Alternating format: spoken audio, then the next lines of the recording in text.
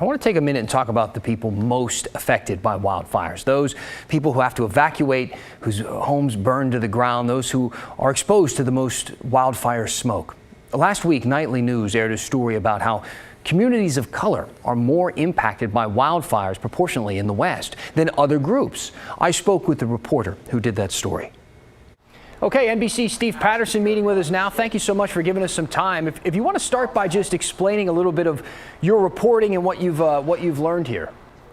Well, Dan, I mean, I've been covering pretty much these major fires for the last 4 or 5 years. They've gotten exponentially worse over the last few years. And what we've seen, people packing shelters, a lot of them have been minorities. I've seen that over my career. And we wanted to actually focus in and find out why that was happening, and found a recent study actually using the latest census data that found that minorities, we're talking Black, we're talking Latino, and we're talking Native Americans, about 50% more impacted by the impacts of wildfire. And that's health, that's socioeconomic. But when you're talking economics, particularly where I am in California, a lot of these minority groups are forced into a situation where they have to move into areas that are more prone to wildfires. Specifically, when you're talking about Latino immigrants, a lot of these people, especially migrants in the West, come out to farmland to do some farming work.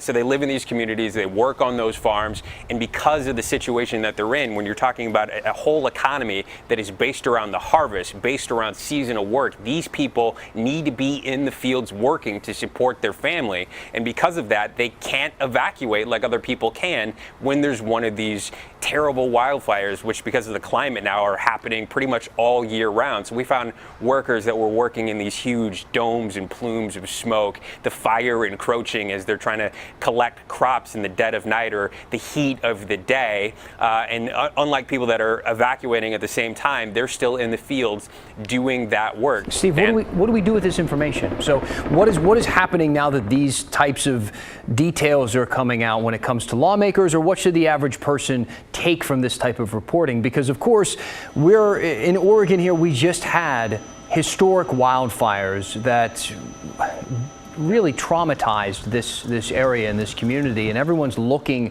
for ways to handle the future that looks as though we're going to see more and more of it.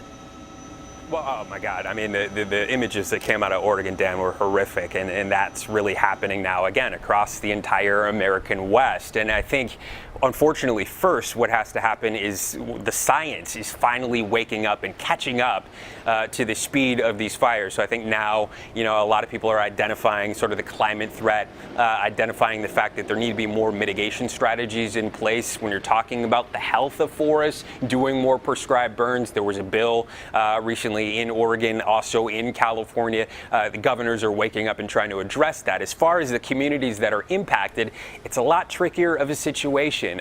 We spoke to a watchdog group in Northern California as they were going in, doing their work, providing proper protective equipment, PPE, to those workers in the fields that need something like an N95, a breathable mask, so they can continue doing their work, but also helping find affordable housing. That really is a big root cause of this, because there is simply no other place to live in these communities except those wildfire zones. NBC's Steve Patterson, thank you so much. I appreciate you being with us. You got it.